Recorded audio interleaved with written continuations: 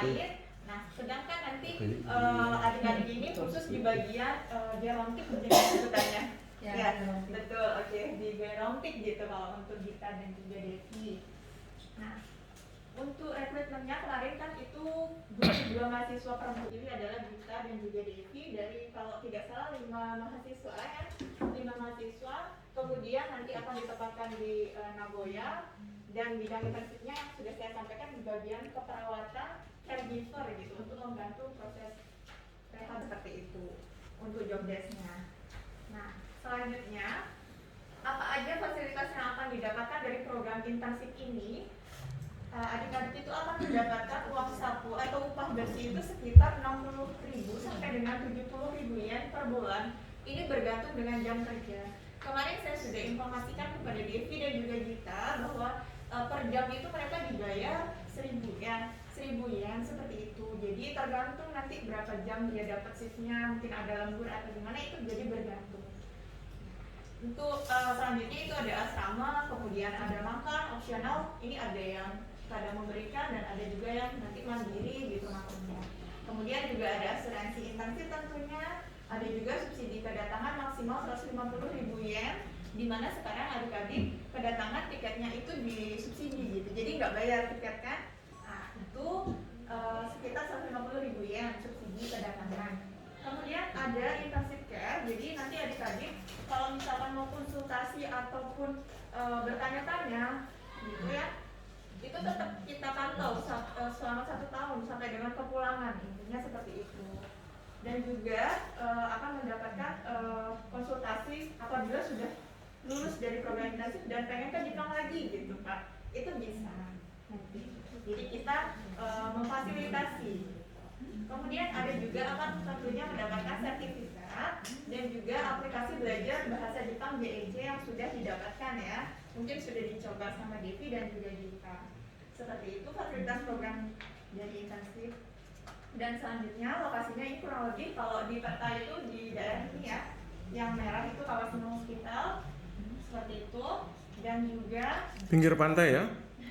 Iya, ada ini Pak ya, dekat pantai lah. Terus untuk isi kegiatannya itu sebenarnya kurang lebihnya sama seperti gerontik yang di sini gitu ya, mungkin menemani dan menjaga pasien, kemudian berinteraksi sehari-hari dengan pasien, mendampingi kegiatan seperti mungkin membantu proses saat makan gitu ya, mengganti popok atau apa kan seperti itu ya. Kalau di Indonesia kurang lebihnya sama di Jepang, cuma mungkin yang beda adalah bahasanya ya tentunya. Kalau di sana interaksinya bahasa Jepang seperti itu. Nah, untuk keuntungan yang didapat itu apa saja? Yang pertama pastinya nanti kemampuan bahasa Jepang itu kan bertambah, kemudian bisa menerapkan ilmu yang diperoleh semasa kuliah di Jepang bisa diterapkan, kemudian mengamati juga. Jadi kerja di caregiver di Jepang itu kayak gimana, apa bedanya sama di Indonesia seperti itu. Kemudian merasakan budaya atau tinggal di Jepang itu kayak gimana sih, tentunya kan beda ya, bisa jalan-jalan juga gitu.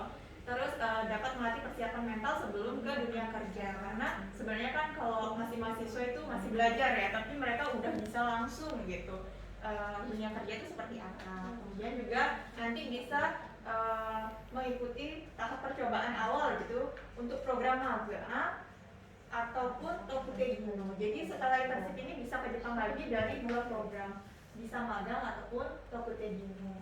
Dan ini juga masih tetap bisa bekerja sama dengan kampus. Jadi kalau mau ke Jepang, terus ternyata ini mahasiswa alumni BINUS gitu, Bina Usada, itu pastinya akan diapresiasi juga dari kami, dan juga kampus pasti juga akan membantu seperti itu. Untuk rencana dan rincian keberangkatan mahasiswa intensif, ini nanti di Kawashima Hospital selama 1 tahun.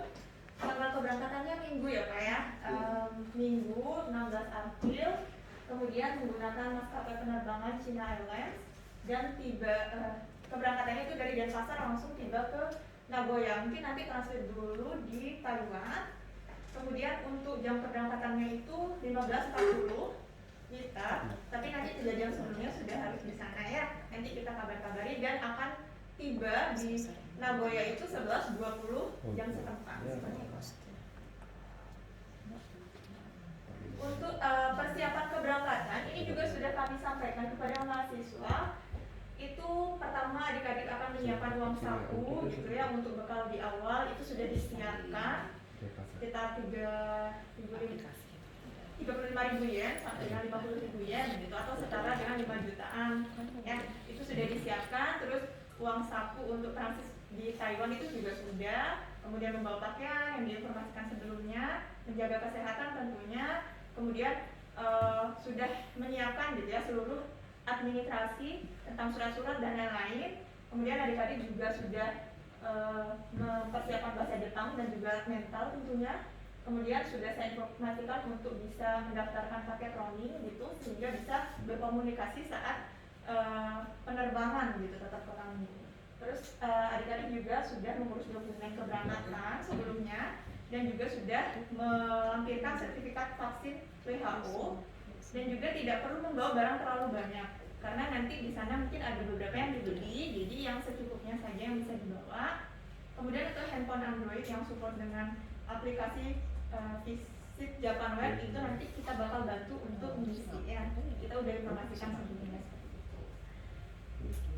Nah, untuk paspor, visa, COE dan dokumen-dokumen keberangkatan ini kami yang mempersiapkan. Jadi nanti adik-adik pas keberangkatan kami bawakan dokumennya. Jadi biar tidak tertinggal gitu, karena sebelumnya pernah mungkin mahasiswa ada yang teledor jadi ketinggalan, jadi bahaya kan untuk penerbangannya seperti itu.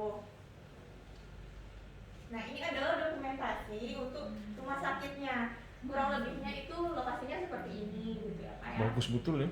Iya, bagus Pak, ada taman-tamannya. Nah, ini secara keseluruhan dari bangunannya. Yang di depan ini yang pakai bahasa Jepang itu tulisannya Kawashima Byoin atau rumah sakit Kawashima seperti itu.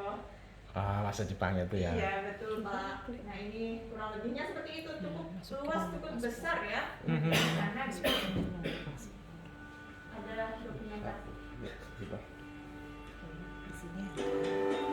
Wah, keren Devi sama di kita ya.